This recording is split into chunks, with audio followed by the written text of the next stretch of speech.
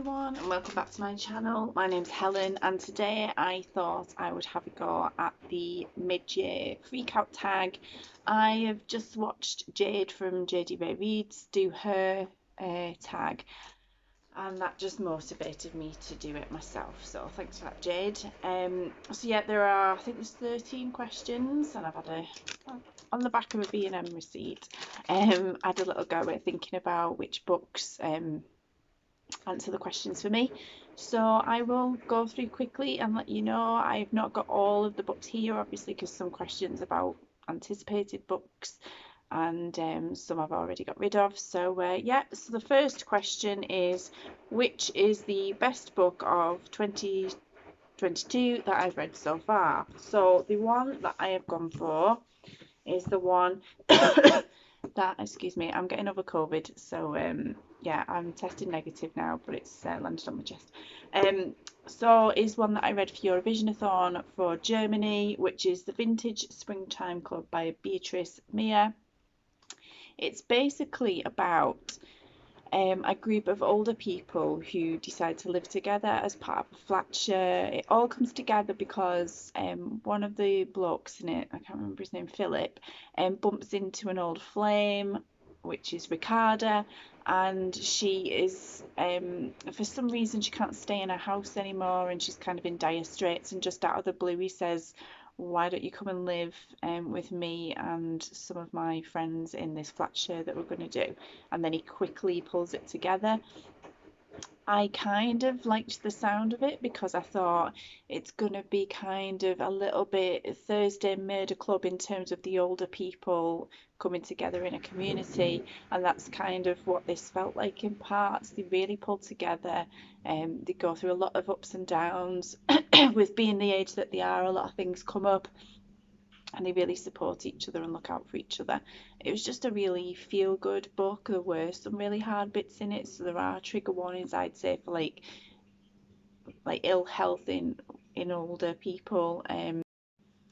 I would say if you've got older family members who may be living in retirement communities or in a home, and you find things to do with that quite difficult, then maybe have a read at the back and see. But there are lots of uplifting moments, and yeah, I think it was a bit of a surprise for me because I'd had it for a while. I'd spotted that it was set in Cologne. I thought, right, I'm going to save that for the Eurovision Song Contest, the Eurovisionathon, and I'm really glad that I did. So this was my favourite of Eurovisionathon. I never did a roundup of my Eurovisionathon books in the end, but Germany was the book that appealed to me. So yeah, definitely worth giving that one a go.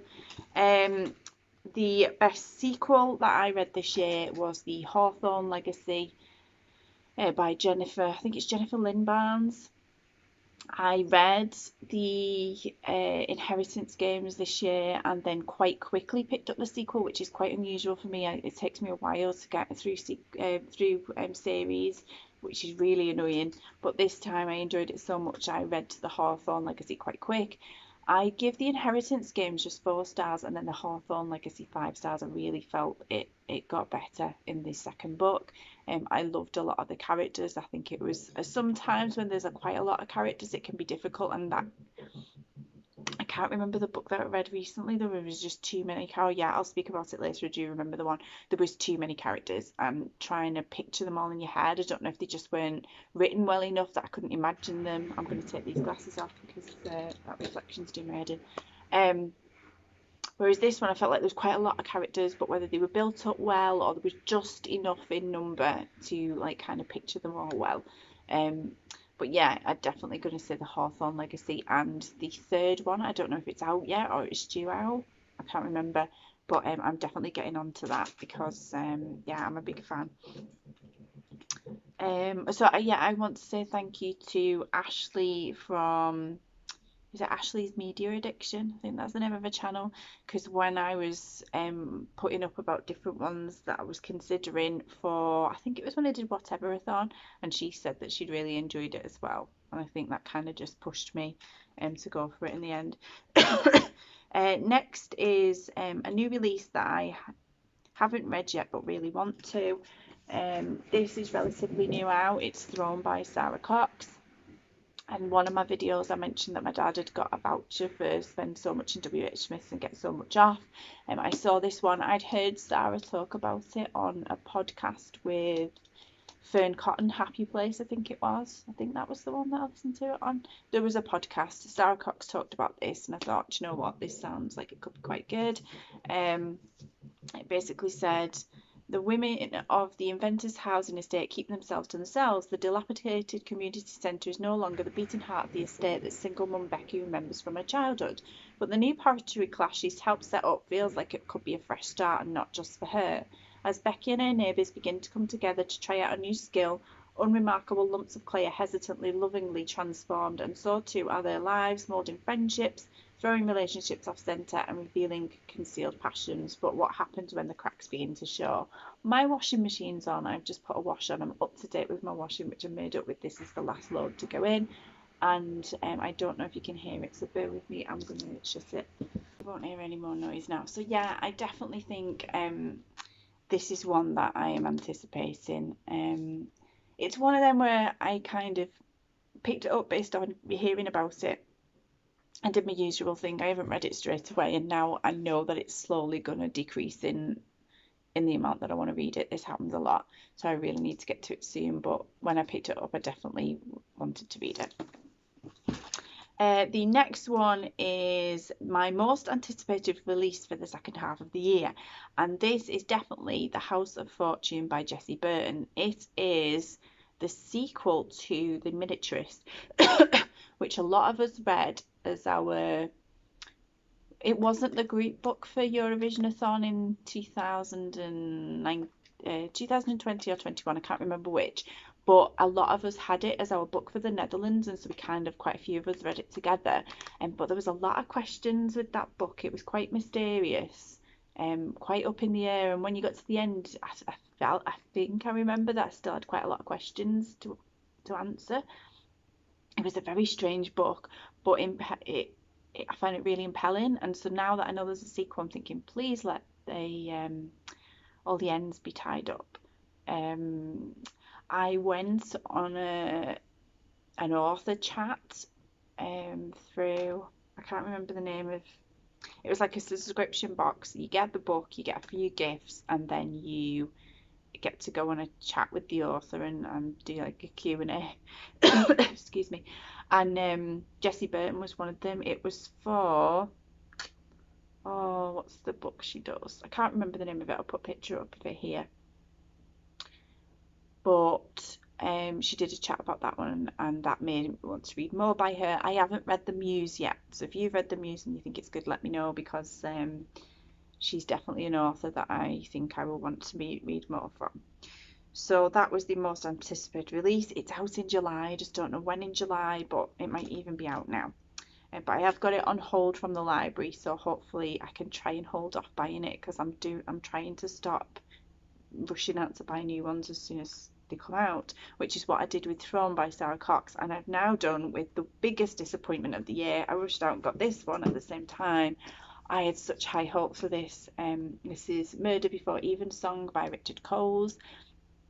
I'm not one really for buying books written by just well-known celebrities just for the sake of it. But I like Richard Coles. I loved him on Strictly Come Dancing. Whenever I've seen him, he seems a very intelligent man. I definitely thought he'd have a good story to tell. I feel like this book got weighed down a lot with the religious jargon. I knew that he would know all the right terms for everything, because obviously as a vicar in the Church of England, I was hoping this would be a bit like the Richard Osman Thursday Murder Club. That's what I was hoping it would be like, and from reading it I thought it could be, but it wasn't. It was, I was just really disappointed with it. I give it 2 stars in the end. All the religious aspects of it were there. You could tell he knew his stuff. But this is the book where there was just too many characters to remember who everybody was. I kept forgetting, and I kept having to go back. It really could have done with a list of characters at the beginning and who they were related to. I just think there was just too many people. I think if the characters had been kind of pared back and better written, I'd have felt more inclined. The disappointing thing is I don't normally like to read one book in a series and not carry it on, but I think this is an occasion where that will be, because I just don't think it will be good. So I'm disappointed. I still love Reverend Richard Coles. I just don't think fiction is his bag. So that was my most disappointing read. My biggest surprise of the year, this is twofold. It was the biggest surprise because I got a random Twitter message maybe a month ago from Farshaw Press, I think it is, asking me if I would want a copy of this book. That's never happened to me before. It was really flattering, so I said yes, I would love to. I'm assuming they've just seen that I like a lot of middle grade books and so decided to ask me if I wanted it. So it was a surprise because I wasn't expecting that message. It was a surprise because when it turned up, how beautiful is that cover? I mean, green is my favourite colour. I just think that is absolutely beautiful with the gold leaf as well. Um, and it was a surprise because I loved it so much. I think it was a surprise because it was unexpected to come to me, and then loving it so much, I thought, gosh, I didn't even pick this. It was sent to me randomly, and yeah, so it's basically about a little girl called Hazel who's starting a new life in England. She was born in Kuwait. She's had to leave her parents behind, and she's been sent to live with an aunt of her dad's in like a forest. There's definitely fairy tale elements to this, um, but she struggles with, isn't really mentioned in the book, but kind of hinted at definitely at the end in the author's notes and things, is OCD and how that manifests itself for her in this kind of fairy tale world. I do think if you've got a young person who has OCD, this would be a good book to read, to realise that other people experience that and how it manifests and how good it is to talk to other people and get help. But trigger warnings for those things, because I think I know myself, if I read books around mental health, depending on what mood I'm in, it can affect me greatly or I can be fine. And I think with a young person reading this, it would be good to kind of maybe read it ahead of time, as they're grown up, and see um, that I think a lot of questions will come from this. Good questions, but a lot of questions will come from this. So, but yeah, I give this 4 stars, and yeah, it was a great surprise. Um, Aisha Bushby, I know she does other books as well. I know there's one, A Pocket Full of Stars, and that's a YA book, so I fancy maybe giving that one a go next. So yeah, that's an author I'll definitely look out for again. My new favourite author, I mean, I've mentioned a few so far. I don't think it's new favourite because Jessie Burton, I've read a few of her books now, but she's definitely one on my radar. Now Aisha Busby is as well. But I've put Claire Pooley because I read The Authenticity Project this year and really enjoyed it. I did get out from the library the People on platform something. I can't. I'll put a picture up here. But if that's anywhere near as good as the Authenticity Project, then I will be very happy. It's one of those books where it's about a group of characters who are kind of pulled together. In the Authenticity Project, it's that one of them finds a notebook and writes in it and then leaves it out for other people in the community. Different members of the community start writing in this book and it pulls them together, and I love books like that. And I'm thinking that although I haven't got it here and I don't know exactly, that it'll be about the different people who are on that platform of the train station, and maybe they're pulled together somehow because there's an event or something happens. So yeah, Claire Pooley is definitely somebody I want to read more of and keep an eye on. My newest fictional crush. I don't really crush out on people in general, so I'm looking at more books that have people with attractive qualities, and one of those for me definitely is like an adventurous quality. Even though I like the idea of being adventurous, I read a lot of non-fiction travel because I have a lot of anxiety. I don't think I'm really that adventurous, really. I'm quite spontaneous, like doing things because of my anxiety. I very much based on moods. So I can be really on it, really sociable, really adventurous at one time and like, let's do this and want to do it straight away. But then there's other times where I can be like the totally different person and just be like, I'm all peopled out. I really don't want to go anywhere. I just want to be home and feel safe. And so that I find it a very attractive quality when somebody's quite adventurous. And also people who are very upbeat. I'm quite a negative person. I can be quite pessimistic at times. I try not to be, but it can be difficult. So having somebody around who's very upbeat and positive, and adventurous is a nice quality to have. It's why I fell in love with Andy because he is definitely that person. He's the upbeat one in our relationship. He is very just takes each day as it comes. And I remember his best man at our wedding, Ian, saying that it's not about the destination with Andy, it's definitely about the journey, and you will have a great journey with Andy. And it was so true, because Andy is just a great person to be around. And so I don't have crushes in books, but I would say characters who are very adventurous or very upbeat is very appealing. So there's been some non-fiction ones that I've read recently where there's people in the books about that. So there was one, Nala's World. That gentleman goes around and explores lots of different places. He takes a cat under his wing. That's very attractive when somebody cares for animals and just wants to nurture them and look after them. So definitely that kind of thing. There was one I read, Do Something for Nothing, which is about a fella who was going around and giving haircuts to people who are homeless in different countries around the world. Again, very adventurous, very altruistic. Is that what that? Yeah, altruistic, like doing stuff under your own steam and helping other people. I think that's what that is. I might be thinking of a different word, but just somebody who's very about other people and helping other people. I'm trying to think in fiction books about ones that I might have read about that. But anybody like that. So yeah, so don't have book crushes, but those kind of qualities. My new favourite character, talking about like adventurous and things like that, is Jameson Hawthorne from the Hawthorne Legacy. He's very fun-loving, takes a lot of risks. I love his relationship with Avery. I think I won't say anything because of because she has relationships with different people in those books and different brothers of the family. She has different pulls with each of them. But I love her relationship with Jameson. I think they blend very well together, and I think what she will find attractive in that kind of relationship is, again, the adventurous. They can have that really good banter. That's what me and Andy attracted us together to begin with. You know, we had a lot of banter together. We, you know, both of us have relatively good sense of humour. So being able to kind of gel off one another, bounce off one another, yeah, I feel like that is probably my favourite character, Jameson Hawthorne. A book that made me cry. There were two. There was a fiction and a non-fiction. The first one was One True King, which was the last book in the School for Good and Evil series.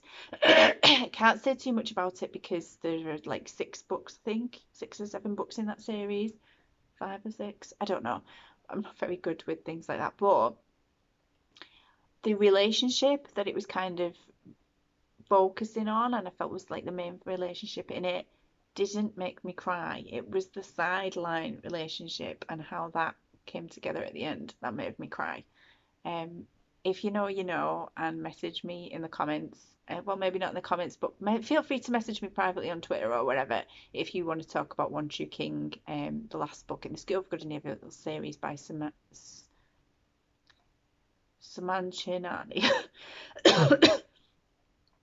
because that series took me ages to read, even though I was so into it because it was so chunky. It's the same with, I've got Winter left to read for the Marissa Mayer series, and I loved those books, but I'm putting off reading that one because it's so big. The same for A Clock of Stars, I was sent that one, and that's chunky, and that's putting me off. So, and I'm disappointed in myself for that reason, because reading One True King and the emotions it brought up at the end, I don't really cry at books, but it did make me shed a tear.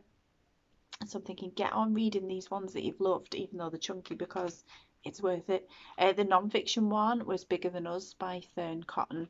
She's talking about, I'd say she's quite a spiritual person, so she's talking about different elements of things that are bigger than us. So, you know, so there might be aspects of religion that she talks about. She talks about different religions, so she talks about astrology and different things that can kind of affect your life, like outside of us, that not everybody believes in necessarily. And but she covers lots of different types of things and like different therapies and stuff. And there's just a definite, I would say I'm quite a spiritual person, and it just pulled at the heartstrings a bit. I was feeling not in a great place. I remember sitting in my garden in the sunshine, grounding with my feet on the ground, barefoot, which is something that I've read about recently. Or listened to a podcast of the minimalists, I think it was. But I sat outside doing that, like reading this book, and just felt it just connected with me. And so, yeah, if you're looking for one that might make you cry, either of those, that series, the School for Good and Evil series, is really good. I can recommend it. But also the Fern Cotton books in particular, Bigger Than Us, and I read Speak Your Truth as well and enjoyed that one, but that didn't make me cry. A book that made me happy. I haven't got it here. I forgot to bring it downstairs, but it's Treehouse Tales: Too Silly to Be Told, and that's by Andy Griffiths and Terry, or is it Terry Griffiths? I'll put it up here. The Treehouse Tales books, my daughter Sophie, who is nearly 7, absolutely loves. I love them, even though they're quite daft, and some of them I've given quite a low star rating to. Um, I love them because she loves them that much, and we enjoy them together. We read them every night at bedtime. We passed Waterstones when I went in to have a look in one day, and they were selling this Treehouse Tales, which is basically little stories, short stories in chapters. Um, and it was half price, and we decided to get it there and then. We didn't know a new one was coming out. I know the 156 story Treehouse, I think it is coming out soon. We'll pre-order that, and she can have the joy of that coming to our house for her. But we didn't expect this one that day, and she loves it. I'd say those short stories are better than the longer books, I'd say, because you can dip in and out, and they just have better ideas, I'd say. I feel like with the books they're trying to drag out a story across the book for and just repetitive a lot of the way through the book, whereas this, I feel like they've saved the good ideas up and put it all together in one book. And so yeah, I enjoy them so much because it's something me and Sophie enjoy together. The most beautiful book I have bought or received. There are 2 that I pre-ordered from Waterstones myself. One was a birthday buy, which was A Storm of Sisters by Michelle Harrison. I love these books. I think the covers are gorgeous. I think this is my favourite cover with the blue and the gold. So yeah, that was beautiful. And then this one, The Secret Sunshine Project. This one I was disappointed with because when it come from Waterstones, it was stuck on the glue inside, and I've had loads of books from Waterstones where it's like they've just chucked them in and don't care. I couldn't be bothered returning it. I've had to do that before with other ones, and I just couldn't be bothered this time, so never mind. But the sprayed edge is beautiful. I actually preferred this one to Me, My Dad and the End of the Rainbow. I liked that one, but I think I only give it 4 stars, whereas this one I give it 3 stars, whereas this one I give it 4 stars because I just love this one better. So yeah, this is by Benjamin Dean. I recently watched Rachel from Rachel Kerris talk about meeting him at Yalk and how impressed he was with the tab she had in her book on of Me, My Dad and the End of the Rainbow, and it was just lovely to see that. And then leading on from that, I watched all the Yalk videos. I don't think I'll ever get there because of my anxiety. I think travelling to London, the heat they must have gone through. I couldn't have gone anywhere this time because then I got COVID. But it's just finding somewhere to stay, getting to the venue, all those people, all those things, and then seeing actually people say that how it was organised and the changes that were made last minute just put me off a little bit. I would love to get there one day, mainly just to meet everybody. But I've never been to like a Comic-Con or a convention like that before, so I think it would be up my alley. It's just getting me there. I don't know if they ever do like a young adult one in Liverpool or somewhere like that. I'd be more tempted to do that. But yeah, I watched all those videos and that was great. But I also saw Becca from or Becca Fowle's channel, um, when she went to Yale, 'cause she took her Neil Shusterman books, the I can't remember the name of the Scythe series, and she tabbed those books as well, and she said he took a picture of um her tabs and he was going to put them on social media and stuff, because from everybody's books I don't think Neil Shusterman had much time to speak to anybody. I think he might have just been signing one book per person, but because he'd saw that, I think he personalised all the books to her, and I just thought that was really cool. So yeah, so they're the most beautiful books. I know I went off on a sideline there, but I definitely think the sprayed, when you can get sprayed edges like that and the covers like that, just gorgeous. And then what books do I need to read by the end of the year? All of these. I'm trying my best to go through the ones that are on my shelves, but I think I'm going to get to a point where I'm going to end up doing a massive unhaul, because I need to get to the point where I'm only picking up books that I really, really, really, really, really want to read, because sometimes it's kind of just, sometimes I'm taking recommendations that I'm not really that bothered about and still going with them, or I'm guilty of buying a lot and then not getting around to them for ages, and then the motivation to read it is gone. So I really want to get as many of these down as possible, maybe unhaul some, and then start. Well, no, you can never really start afresh because I'm never going to get rid of all of these, but getting to a point where it's either if I really, really, really want to buy it or I'm gifted it, great. Otherwise, library, and try and persuade myself to read more ebooks and audiobooks. I'm not very good with that. Then my least favourite, I'd rather just hold a book, but I can get through a lot more books that way and save a lot more space. So yeah, I did do a books of 2020 or 2021 and just never read half of them. I still haven't read loads of those now. The ones I'm in the middle of at the minute that I definitely want to get through are The Unhoneymooners by Christina Lauren. I'm buddy reading this with Sam from Grist Reads, and we're both really enjoying that at the minute. I'm in the middle of the India Codes Readathon. I've only read 3 books so far. I think I'm in the middle of my 4th one, which is Quintana and the Captain's Curse by Susan Brownrigg.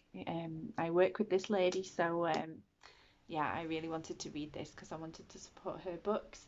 Yeah, I'm not doing so well with India Codes. I think when you do one like that where you're having to search out books that appeal to you within a genre, for example, independent books, it can be harder to, like, I'm very much a cover buy person, so I go into a shop and pull it that way.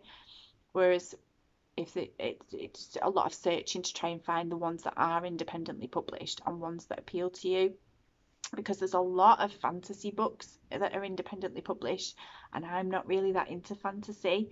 There's a lot of like thriller type books. I just, I've found it a bit harder to find like contemporary romance, cozy mysteries. But I've managed in my library to find some that do appeal. It's just there's others that I've kind of took thinking, oh, I'll give it a go, but I'm trying to move away from just I'll give it a go, because I'm slugging through a lot of books that I'm not really that interested in. So that's why I was made up to get to the library and found out that Susan's book had come in for me, because I did want to read that one. So, and I'm trying to do more of that. So yeah, I'm hoping maybe to go back to my Scrabble TBR from August onwards, but trying my best within the letters that I pick out to only pick ones that I'm really keen on, because that's why I stopped doing it for a while, because it's the books where I'm just picking them randomly for different prompts and just finding any old thing to go with that letter that's putting me off.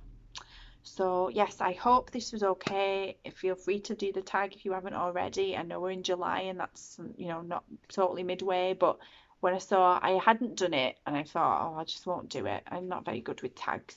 And then I saw Jade's and she said she always waits till into July because then she can really focus on what she's read so far. I think I'm in the 60s of how many books I've read this year. I think it's like 66, 67. And my target is 100, so I definitely think I'm going to do that for the year. I think Goodreads is saying if I read 1.5 books a week for the rest of the year, then I'll do it, and I'm sure that's doable for me. So yeah, hopefully it won't be like too long till I see you again.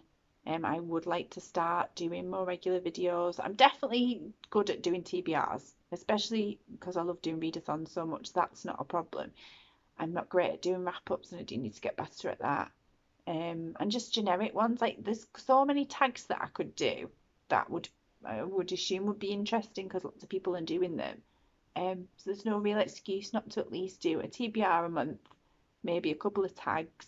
Not great at vlogging. I started vlogging for Indie Accords, and I talked about two of my books, and then because I was really set for Indie Accords, then I got COVID and it laid me up for like 2 weeks. After the first week, the doctor gave me a note for another week because my throat was that bad. It wrecked my throat. I can still hear it in my voice now. It's now fell to my chest. It was like swallowing glass, and I felt like I had golf balls in the glands in my neck. So yeah, so that kind of put pay to Indie Accords. I'm trying to read a couple, but I don't think I'm gonna be anywhere up there on the scoreboard because I'm just not feeling it at the minute. I'm just trying to read what I can. And that I did. I know I wasn't well because I didn't read for like 2 weeks. I was really struggling. The only book I tried to persevere with this one. I don't think it helped that I didn't enjoy it, but I just wasn't feeling like picking up a book at all. And so I was really full steam ahead. I'd read 2 books in the first week. I thought, yeah, I'm at least going to read maybe 8 to 10 books for Indie Accords. And then COVID happened. I'd avoided it for 2 years. Me and Andy slept separately so that he didn't get it because he'd never had it before either. And then towards the end of the first week, Andy got it as well. Sophie had it back in October, so fingers crossed. I'm hoping that she's just going to avoid getting it again. This one seems to be passing to people who've never had it before. So there you go. Less said about COVID, the better. I hope to see you soon. Thanks for watching. Bye.